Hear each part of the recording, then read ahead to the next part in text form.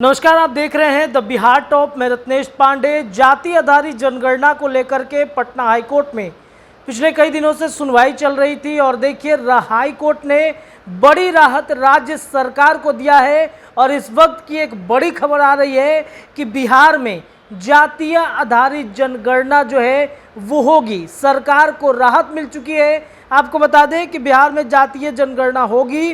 बिहार सरकार को पटना हाईकोर्ट से राहत मिल चुकी है। तो ये बड़ी खबर है। ये पटना हाईकोर्ट रोक वाली याचिका को खारिज कर दिया।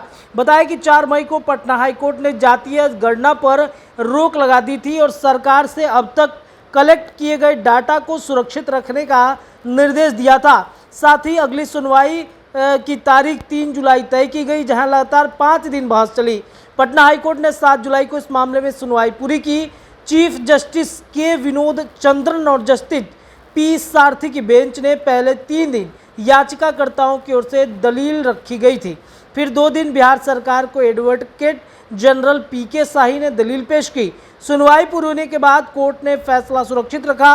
ये गणना 2 फेज में कराई जा रही थी, जिसका दूसरा फेज 15 मई को पूरा होना था। सरकार का कहना है कि 80% का काम पूरा हो चुका है। इसके लिए 500 करोड़ का बजट था। आपको बताया कि पहला फेज 7 जनवरी से शुरू हुआ। बिहार सरकार 2 चरणों में जातीय गणना करवा रही थी, जिसके तहत जातीय गणना का पहला चरण 7 जनवरी 2023 को शुरू हुआ था।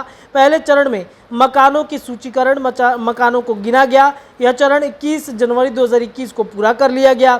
दूसरा फेज 15 अप्रैल से शुरू हुआ, पर जो 15 मई को पूरा होना था। लोगों से डाटा जुटाए गए। दूसरे चरण में परिवारों की संख्या, उनके रहन सहन, आय से आदि के आंकड़े जुटाए गए। और इस बीच मामला जो है वो कोर्ट में चला गया। 80% काम जो है वो पूरा हो चुका था। तभी पटना हाई कोर्ट के दखल के बाद 4 मई को जातीय गणना पर रोक लगा दी गई। अब जातीय गणना पर रोक लगने के बाद तमाम लोगों के बयानबाजी शुरू हो गए। आपको बताएं कि सुप्रीम कोर्ट ने जातीय जनगणना पर जो बातें रखी हैं उस पर उन्होंने कहा है कि हाईकोर्ट के फैसले पर रोक लगाने से इनकार था। उनका कहना था कि हमें देखना है कि ये सर्वे है या जनगणना है। सरकार से पूछा गया सवाल ये था कि सरकार डेटा को कैसे प्रोटेक्ट करेगी। कोर्ट ने एजेंसी का नाम भी पूछा था। हाईकोर्ट में सुनवाई का इंतज़ार करने को भी कहा था। ये भी कहा गया था कि हाईकोर्ट में सुनवाई नहीं हुई तब इसकी सुनवाई जो है वो की जाएगी। तो इस प्रकार से अब देखिए कब कब जातीय जनगणना में क्या हुआ। तो बात करें 27 फरवरी 2020 को, तो जातीय आधारित जनगणना का प्रस्ताव बिहार विधानसभा में पारित होता है। 2021 में अगस्त के महीने में सीएम नीतीश कुमार ने तत्कालीन नेता प्रतिपक्ष तेजस्वी यादव से मुलाकात की। जातीय जनगणना पर सहमति बनी। 23 अगस्त 2021 की ही बात है जब सीएम तेजस्वी यादव समेत 11 नेताओं ने प्रधानमंत्री नरेंद्र मोदी से मुलाकात की।